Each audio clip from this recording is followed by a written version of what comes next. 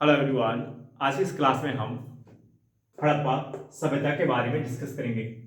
हड़प्पा सभ्यता के through out हम इसके शहर योजना के बारे में जानेंगे। कल की क्लास में शहर योजना से रिलेटेड कुछ पॉइंट छूट गए थे, तो आज हम उस पॉइंट को डिस्कस करेंगे। यदि आप इस क्लास के अंत तक बने रहेंगे तो इस क्लास के थ्रू आउट आपको क्या क्या सीखने को मिल सकता है। इसके थ्रू आउट आप एनसीईआरटी की बुक के पढ़ने के तरीके को सीख सकते हैं, जो यूपीएससी और स्टेट पीसीएस एग्जाम को क्लियर करने के लिए बहुत ही जरूरी होता है। क्योंकि जब आप एनसीईआरटी की बुक पढ़ते हैं तो आपको यह नहीं पता होता किस प्रकार का पॉइंट आपके लिए इंपॉर्टेंट है, किस प्रकार का पॉइंट आपके लिए इंपॉर्टेंट नहीं है, यानी किसे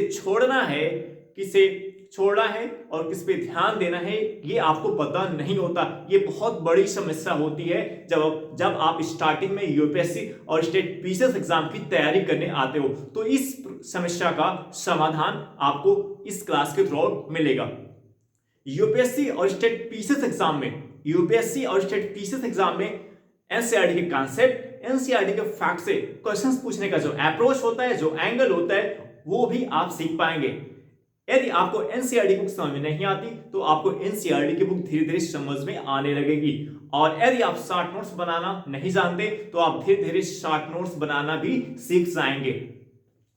तो आज का जो फोकस पॉइंट होगा शहर योजना के थ्रू आउट आज का जो फोकस पॉइंट है वो है कालीबंगा जल निकासी प्रणाली, पक्की ईंटों का इस्तेमाल बड़े पैमाने पर, मोहनजोदड़ो, हड़प्पा, धौलावीरा, कालीबंगा के जो शहरों के स्मारक हैं, इससे क्या क्लियर होता है, इससे क्या पता चलता है। कल की क्लास में हमने मोहनजोदड़ो, हड़प्पा और धौलावीरा के बारे में हमने आपको बताया था। शहर योजना के थ्रू आउट कल की क्लास में हमने आपको मोहनजोदड़ो, हड़प्पा, धौलावीरा और कालीबंगा के बारे में आपको बताया था। तो आज का जो फोकस पॉइंट है वो सभी पॉइंट यूपीएससी और स्टेट पीसीएस एग्जाम के लिए मोस्ट इंपॉर्टेंट पॉइंट है क्वेश्चंस बनने के एंगल से। कालीबंगा की बात करें तो कालीबंगा हड़प्पा सभ्यता का एक महत्वपूर्ण स्थल है। कालीबंगा हड़प्पा सभ्यता का एक महत्वपूर्ण स्थल है। प्रेजेंट टाइम में, वर्तमान समय में कालीबंगा राजस्थान राज्य में स्थित है। प्रेजेंट टाइम में, वर्तमान समय में कालीबंगा राजस्थान किस राज्य में स्थित है? राजस्थान में स्थित है। कालीबंगा के दक्षिणी हिस्से में भी ईंटों के चबूतरे पाए जाते हैं। कालीबंगा के दक्षिणी हिस्से में भी ईंटों के चबूतरे पाए जाते हैं और संभवतः इसका प्रयोग अनाज को तैयार करने के लिए किया जाता रहा होगा।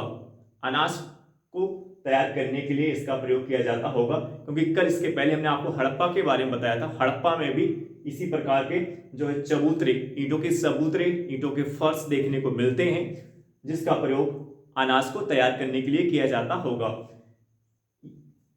इस प्रकार ये जो है कालीबंगा भी जो राजस्थान में स्थित है, यहाँ पे भी हमें अन्नागार के अन्न भंडार के एविडेंस साक्ष्य प्राप्त होते हैं। इस प्रकार इस फैक्ट से क्लियर हो रहा है कि कालीबंगा में भी अन्नागार के एविडेंस साक्ष्य प्राप्त होते हैं। अन्नागार यानी अनाज के भंडारण के एविडेंस साक्ष्य हमें कालीबंगा से भी प्राप्त होते हैं। इसके पहले दो स्थल हमने आपको बताया था, मोहनजोदड़ो और हड़प्पा। इसके पहले की क्लास में हमने आपको दो स्थलों के बारे में बताया था, एक मोहनजोदड़ो और हड़प्पा के बारे में, जहां से हमें अन्नागार के एविडेंस साक्ष्य प्राप्त होते हैं। यानी अब हम आपसे अगर क्वेश्चंस करें कि हड़प्पा सभ्यता के शहर योजना के अंतर्गत वो कौन से स्थल है जहां से आपको अन्नागार के साक्ष्य प्राप्त होते हैं, उसमें कालीबंगा आ जाता है और एक मोहनजोदड़ो आ जाता है और एक क्या आ जाता है? हड़प्पा आ जाता है। तो ये तीन महत्वपूर्ण स्थल है जो अन्नागार के लिए जाने जाते हैं, अन्न भंडार के लिए जाने जाते हैं। ठीक है, क्योंकि अब जैसे अगर हम बात करें यूपीएससी एग्जाम में कैसे इस पॉइंट पे क्वेश्चन पूछ सकते हैं, आपको आंसर में कुछ हड़प्पा स्थलों के नाम दे देंगे। चार ऑप्शन में हड़प्पा सभ्यता से रिलेटेड स्थलों के नाम दे देंगे। अब उसमें से एक स्थल होगा या तो कालीबंगा, या तो कालीबंगा होगा, या तो मोहनजोदड़ो होगा, या तो हड़प्पा। उन 4 ऑप्शन में से एक में या तो कालीबंगा होगा, या एक मोहनजोदड़ो होगा, या तो एक हड़प्पा होगा। आपसे ये पूछेगा कि इन 4 स्थलों में से कहां पे आपको अन्नागार के एविडेंस साक्ष्य प्राप्त होते हैं। तो अगर कालीबंगा होगा तो कालीबंगा सही होगा, अगर मोहनजोदड़ो होगा तो मोहनजोदड़ो सही ऑप्शन होगा, अगर हड़प्पा होगा तो हड़प्पा। एक पॉइंट ध्यान रखना, अगर उसको 4 ऑप्शन दिया है और 4 में से आपसे पूछ रहा है, अगर उसने 4 ऑप्शन दिए हैं, 4 में से आपसे पूछ रहा है, तो ये पॉइंट क्लियर कर लेना माइंडसेट में। तो तीनों में से जो 3 है जो आप सीख रहे हैं, जो एनसीईआरटी कॉन्सेप्ट कह रहा है कि कालीबंगा, मोहनजोदड़ो और हड़प्पा से अन्नागार के अन्न भंडार के एविडेंस साक्ष्य पाए गए हैं। ठीक है, ये 3 स्थल हो गए। अब आंसर में इन तीनों में से एक ही स्थल को देगा। अगर 4 ऑप्शन में से पूछ रहा है, सीधे पूछ रहा, 4 ऑप्शन दिया उसमें से पूछ रहा है कौन सा एक सही है, तो तीनों में से एक ही होगा, या तो कालीबंगा आंसर में होगा डाला जाएगा, या तो मोहनजोदड़ो को डाला जाएगा, या तो हड़प्पा को डाला जाएगा, क्योंकि तीनों को इन तीनों में से किसी 2 को एक साथ नहीं डाल सकता। या अगर मान लीजिए उसने इस प्रकार से आंसर किए हैं कि 1 2 3 करेक्ट, 2 4 करेक्ट, 3 4 करेक्ट, इनमें से कोई नहीं सही, तब उस कंडीशन में आप अगर ये तीनों नाम आते हैं कालीबंगा, मोहनजोदड़ो, हड़प्पा, तो जिसमें भी कालीबंगा, मोहनजोदड़ो और हड़प्पा होगा वो तीनों सही होगा। अगर कालीबंगा, मोहनजोदड़ो, हड़प्पा को तीनों को एक साथ जहां पे रखा रहेगा वो आंसर क्या हो जाएगा, सही हो जाएगा। ठीक है, ये क्लियर हो गया। तो ये बहुत ही बारीकी से आपको ध्यान देना रहता है, क्योंकि बहुत से अब हड़प्पा सभ्यता से रिलेटेड बहुत से स्थल आप पढ़ के जाते हो, तो ऐसे में टैग अगर उसने पूछ लिया कि इनमें से कौन सा स्थल है जो अन्नागार से रिलेटेड है, अगर आपने इसको क्लियर नहीं किया है, अपने दिमाग में इसको बैठा नहीं लिया सही तरीके से कि कौन कौन सा है जो अन्नागार से रिलेटेड है, अन्न भंडार से रिलेटेड है, तो आप आंसर को गलत कर जाओगे अगर आपके दिमाग में सही से बैठा नहीं है। इसलिए बहुत ही बारीकी से आपको अपने कॉन्सेप्ट को क्लियर करना चाहिए, फैक्ट को अपने दिमाग में बैठाना चाहिए। ठीक है, अब नेक्स्ट पॉइंट अगर हम देखें तो जो जल निकासी प्रणाली है, जल निकासी प्रणाली हड़प्पा सभ्यता के शहरों की एक विशेषता थी। जल निकासी प्रणाली हड़प्पा सभ्यता के शहरों की एक विशेषता थी। यदि हम बात करें मोहनजोदड़ो की जो जल निकासी प्रणाली थी वो बहुत प्रभावशाली थी।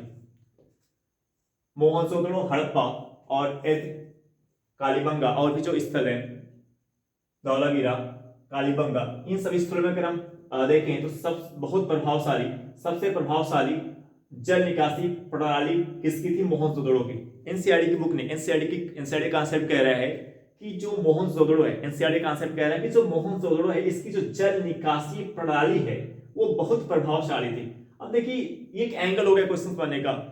एनसीईआरटी की बुक में, इस एनसीईआरटी की बुक में और एनसीईआरटी रामशरण शर्मा की बुक में ये पॉइंट, ये कॉन्सेप्ट डाला गया है, तो एक क्वेश्चन बनेगा इंपॉर्टेंट एंगल हो गया कि किसकी जल निकासी प्रणाली बहुत प्रभावशाली थी, तो कौन सा आंसर होगा, मोहनजोदड़ो की। अब हम बात करेंगे कि जो जल निकासी प्रणाली है ये क्या होता है। यहाँ पे अगर हम देखें जल निकासी प्रणाली की बात करें तो हर घर, चाहे वे बड़े हों या छोटे, हर घर चाहे वे बड़े हों या छोटे, सब में अपना आंगन और स्नानागार होता था। इस जल निकासी प्रणाली के अंतर्गत अगर हम देखें तो हर घर, चाहे वे बड़े हों या छोटे, सब में अपना आंगन और स्नानागार होता था। ठीक है, इसके थोड़ा जो सेकंड पॉइंट है, जल निकासी प्रणाली का जो सेकंड पॉइंट है, नाली से घरों का पानी सड़कों पर निकलता था। नाली से घरों का पानी सड़कों पर निकलता था। जल निकासी प्रणाली के थोड़ा आपको यहां सीखने को मिल रहा है कि नाली से घरों का पानी सड़कों पर निकलता था। आज भी शहरों में इस व्यवस्था को आपको देखने को मिलता है। गांव में भी अब इस तरीके की व्यवस्थाएं होने लगी हैं। अब गांव में भी इस तरीके की व्यवस्थाएं की जाने लगी हैं कि जो घरों का पानी होता है वो नाली के थ्रू सड़कों पर ले जाया जाता है। पहले ये इस तरीके की व्यवस्था पहले आपको शहरों में देखने को मिलती थी, आज भी प्रेजेंट टाइम में इस तरीके की व्यवस्था आपको पहले शहरों में देखने को मिलती थी, लेकिन अब गांव में भी इस व्यवस्था को शुरू कर दिया गया है। जो कई हजार साल पहले आपको जल निकासी प्रणाली की व्यवस्था आपको हड़प्पा सभ्यता में देखने को मिलता है, आज आपको इंडिया के जो शहर है वहां पे शहरों में इस व्यवस्था को यानी जल निकासी प्रणाली की व्यवस्था को आपको देखने को मिलता है। साथ ही साथ अब गांव में भी इस व्यवस्था को आपको देखने को मिल रहा है। गांव में भी ये काम बहुत तेजी से हो रहा है। गांव में भी जो है घरों का पानी सड़कों पर नाली के थ्रू ले जाया जा रहा है, यानी गांव में भी नाली के निर्माण की प्रक्रिया बहुत तीव्र गति से शुरू हो गई है। तो इसकी जल निकासी प्रणाली की क्या विशेषता थी? जो जल निकासी प्रणाली क्या थी? नाली से घरों का पानी सड़कों पर निकलता था। नाली से घरों का पानी सड़कों पर निकलता था। कभी कभी नालियों को पत्थर के पाटों या ईंटों से ढक दिया जाता था। कभी कभी नालियों को पत्थर के पाटों या ईंटों से ढक दिया जाता था। ऐसा क्यों किया जाता होगा? अब जरा इसे विचार करके सोचिए, ऐसा क्यों किया जाता होगा? कभी कभी नालियों को पत्थर के पाटों या ईंटों से ढक दिया जाता था। इससे क्या निष्कर्ष निकाल सकते हैं? इससे क्या क्लियर हो रहा है? यानी वो किस चीज पर फोकस करना चाह रहे थे? यानी इससे पता चलता है कि वो स्वास्थ्य और स्वच्छता पर भी ध्यान देते थे। यानी इस हड़प्पा सभ्यता के लोगों ने जितना स्वास्थ्य और स्वच्छता पर ध्यान दिया, इस एनसीईआरटी का कॉन्सेप्ट कह रहा है कि हड़प्पा सभ्यता के लोगों ने जितना स्वास्थ्य और स्वच्छता पर ध्यान दिया, उस समय की जो और समकालीन सभ्यता थी, जैसे मिस्र की और मेसोपोटामिया की बात करें, तो इन सभ्यता में भी उतना ध्यान स्वास्थ्य और स्वच्छता पर नहीं दिया गया। ये जो आपको यहाँ पे एक पॉइंट सीखने को मिल रहा है कि कभी कभी नालियों को पत्थर के पाटों या ईंटों से ढक दिया जाता था। तो ये इससे क्या क्लियर हो रहा है? यानी इसके थ्रू लोग किस चीज से फोकस कर रहे थे? किस पॉइंट पर उनका फोकस था? वो अपने स्वास्थ्य और स्वच्छता का भी ध्यान रखते थे, ताकि वो बीमारियों से बच सके। एनसीईआरटी इस राम शरण शर्मा की बुक में क्या कहा गया है कि हड़प्पा सभ्यता के लोग जितना स्वास्थ्य और स्वच्छता पर ध्यान देते थे, हड़प्पा सभ्यता के लोग जितना स्वास्थ्य और स्वच्छता पर ध्यान देते थे, उतना इसी समय की हड़प्पा सभ्यता के समय की जो और भी इसके समकालीन इसी के समय की जो और भी सभ्यता थी, जैसे कौन? मिस्र और मेसोपोटामिया में प्रेजेंट टाइम में कौन सी कंट्री आती है? इराक आता है और कुवैत आता है। मेसोपोटामिया में प्रेजेंट टाइम में कौन सा शहर आता है? इराक आता है और कुवैत आता है। यहाँ पे भी यानी मिस्र में भी यहाँ पे भी इतना ध्यान स्वास्थ्य और स्वच्छता पर नहीं दिया गया जितना कहाँ पे दिया गया? हड़प्पा सभ्यता में दिया गया था।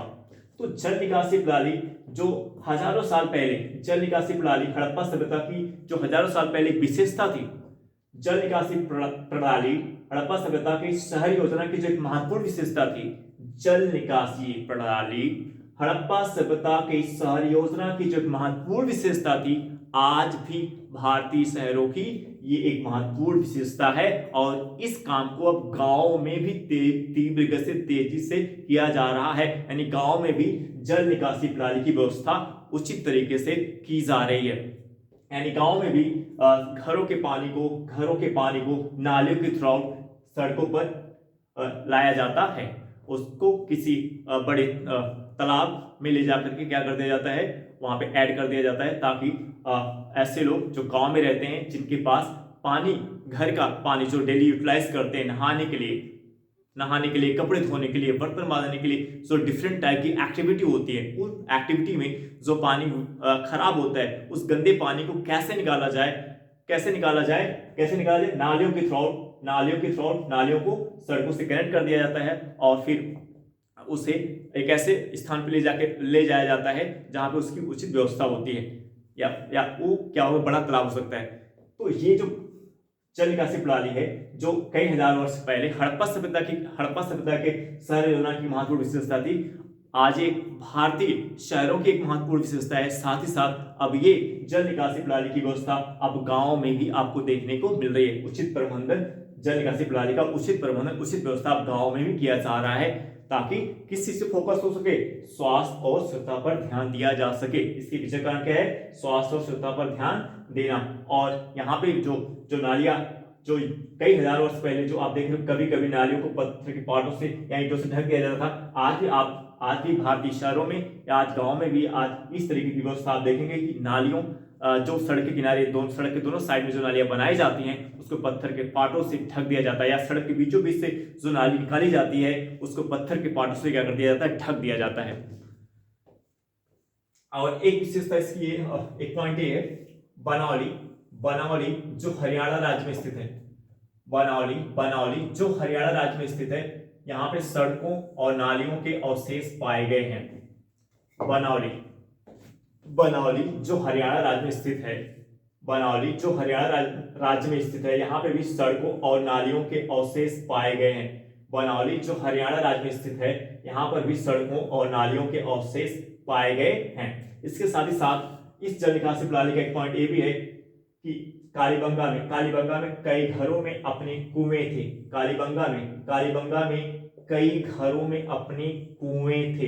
कालीबंगा में कई घरों में अपने कुएं थे। तो कुएं का काम क्या होता था, कुएं में जो पानी होता था उस पानी को यूटिलाइज करने के लिए, कुएं के पानी को कालीबंगा के लोग कुएं के पानी को कैसे यूटिलाइज करते रहेंगे, उसको डेली जो उनको पानी की जरूरत होती है उस पानी की अपनी जरूरत को पूरा करने के लिए वो घरों में क्या बनाते थे, कुएं बनाते थे। तो कई घरों में हमें अपने कुएं कालीबंगा में देखने को मिलते हैं, यानी जल की व्यवस्था एक उचित व्यवस्था में कालीबंगा में देखने को मिलती है। किसके तौर, कई घरों में अपने कुएं थे।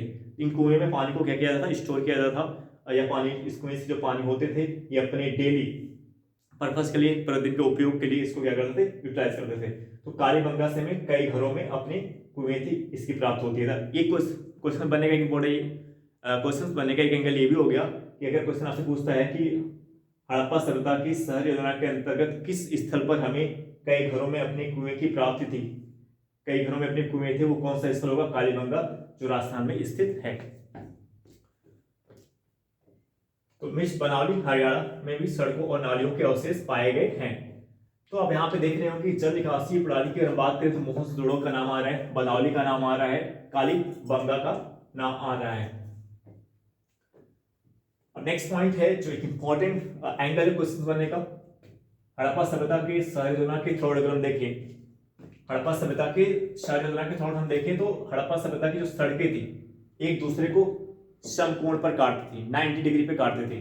हड़प्पा सभ्यता के शहर योजना, हड़प्पा सभ्यता के थ्रू आउट, हड़प्पा सभ्यता के अंतर्गत जो हम शहर योजना की व्यवस्था हम देखते हैं उसकी एक विशेषता और क्या थी कि जो सड़कें एक दूसरे को समकोण पर काटते थे। सड़कें, आप यहाँ पे देखिए, सड़कें एक दूसरे को किस पे काटती थी, समकोण पर काटती थी, 90 डिग्री पर काटती थी। आज भी भारतीय शहरों की एक विशेषता है। तो आप हड़प्पा सभ्यता की शहर योजना की कई ऐसी विशेषता जो आपको हजारों साल पहले हड़प्पा सभ्यता की शहर योजना में देखने को मिलती है, आज भी वो भारतीय शहर व्यवस्था में आपको देखने को मिल रहा है। कई हजार वर्ष पहले जो शहर योजना आपको हड़प्पा सभ्यता में देखने को मिलती है, आज उसके कई ऐसे तत्व आपको आज भारतीय शहरों में आपको देखने को मिल रहे हैं। आज भी आपको ये चीजें भारतीय शहरों में देखने को मिलेगा, जो सड़कें होती हैं वो एक दूसरे को समकोण पर काटती हैं। एक इंपॉर्टेंट एंगल ये हो गया। नेक्स्ट मोस्ट इंपॉर्टेंट एंगल है यूपीएससी एग्जाम में क्वेश्चन बनने का मोस्ट इंपॉर्टेंट एंगल है हड़प्पा सभ्यता में पक्की ईंटों का इस्तेमाल बड़े पैमाने पर किया गया था। हड़प्पा सभ्यता में पक्की ईंटों का इस्तेमाल बड़े पैमाने पर किया गया था। हड़प्पा सभ्यता में पक्की ईंटों का इस्तेमाल बड़े पैमाने पर किया गया था। यदि हम उस समय की सभ्यता, उसी समय जिस समय हड़प्पा सभ्यता विद्यमान था, प्रेजेंट था, उसी समय की सभ्यता अगर हम मिस्र की बात करें तो मिस्र में सूखी ईंटों का इस्तेमाल किया जाता था। मिस्र में सूखी ईंटों का इस्तेमाल किया जाता था। यदि हम हड़प्पा सभ्यता के समय की एक सभ्यता अगर हम मिस्र की बात करें तो मिस्र में सूखी ईंटों का इस्तेमाल किया जाता था, जबकि हड़प्पा सभ्यता में पक्की ईंटों का इस्तेमाल बड़े पैमाने पर किया जाता था। जबकि हड़प्पा सभ्यता में पकी ईंटों का इस्तेमाल बड़े पैमाने पर किया जाता था। वहीं उसी समय की एक सभ्यता जो मिस्र सभ्यता थी, मिस्र की सभ्यता थी, मिस्र में सूखी ईंटों का कच्ची ईंटों का इस्तेमाल मिस्र में किया जाता था। इससे पता चलता है कि हड़प्पा सभ्यता मिस्र की सभ्यता से क्या थी, आगे थी। हड़प्पा सभ्यता मिस्र की सभ्यता से क्या थी, आगे थी। यदि हम बात करें मेसोपोटामिया की बात करें तो मेसोपोटामिया इसी हड़प्पा सभ्यता की समय की एक सभ्यता क्या थी, इसी हड़प्पा सभ्यता के समय इंटरनेशनल लेवल पर, अंतरराष्ट्रीय स्तर पर एक सभ्यता थी मेसोपोटामिया की सभ्यता। प्रेजेंट टाइम में जो इसमें इराक, प्रेजेंट टाइम में मेसोपोटामिया के अंतर्गत कौन सा देश आता है, इराक आता है और कुवैत आता है। इस मेसोपोटामिया का जो क्षेत्र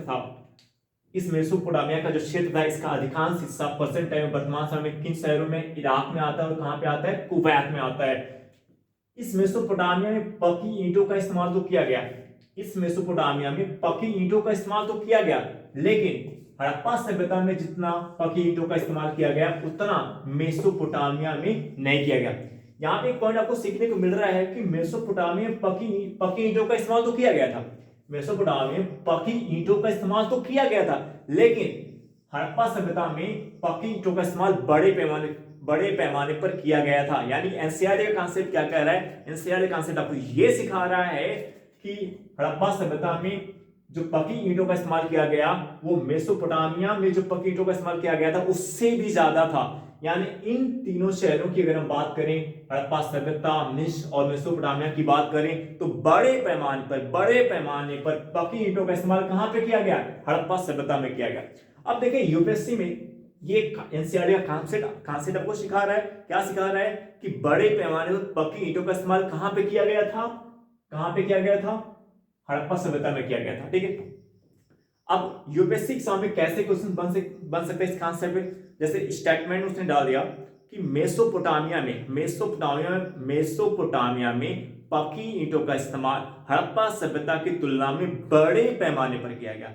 मेसोपोटामिया में, ध्यान से सुनिएगा, इस स्टेटमेंट को ध्यान से सुनिएगा, मेसोपोटामिया में पकी ईंटों का इस्तेमाल बड़े पैमाने पर किया गया हड़प्पा सभ्यता की तुलना में। अब आप बताओ ये स्टेटमेंट में सही बोल रहा हूं कि गलत बोल रहा हूं? एनसीईआरटी के कांसेप्ट से अगर इस स्टेटमेंट को चेक करो, एनसीईआरटी का कांसेप्ट जो मैं आपको बताया हूं उस एनसीईआरटी कांसेप्ट से अब इस स्टेटमेंट को चेक करो, जो मैं बोल रहा हूं क्या मैं सही बोल रहा हूं? नहीं, मैं गलत बोल रहा हूं। मैं क्या बोल रहा हूं? गलत बोल रहा हूं। यानी स्टेटमेंट क्या होगा? गलत होगा। यूपीएससी एग्जाम का ये एंगल होता है, जो चीज आप एनसीईआरटी की बुक से, कांसेप्ट से, प्रीवियस क्वेश्चन पेपर से, टेस्ट सीरीज से लर्न करके जाते हो, उस सीधे तौर पर आपके सम्मुख नहीं रखा जाता, उसे थोड़ा सा टर्न करके, थोड़ा सा घुमा करके रखा जाता है ताकि आप गलती करें, क्योंकि एग्जाम हॉल में आप जल्दबाजी में रहते हैं। आप एक पॉइंट भी क्लियर कर ले, एग्जाम में हमेशा उसी का एग्जाम हमेशा क्लियर नहीं होता जो बहुत टैलेंटेड या जो बहुत मेहनत कर रहा है, बहुत टैलेंटेड या बहुत जो मेहनत कर रहा है हमेशा उसी एग्जाम नहीं निकलता। एग्जाम उसका वहां पे निकलता है जो अपने आप को वहां पे शांत रखता है, मतलब अपने दिमाग को शांत रखता है और धैर्य रखता है और पेपर को सॉल्व करने में बहुत जल्दबाजी नहीं करता। क्योंकि जो स्टूडेंट, एक ऐसा स्टूडेंट जो जिसकी तैयारी बहुत अच्छी है, बहुत अच्छी तैयारी, सब कुछ उसको पता है, उसको इतनी सब कुछ नॉलेज है, एनसीईआरटी अच्छे से क्लियर है, कांसेप्ट, फैक्ट सब कुछ पकड़ अच्छी है, लेकिन वो एग्जाम में तब भी फेल हो सकता है। कब? जब वो एग्जाम हॉल में क्या करेगा? जल्दबाजी करेगा।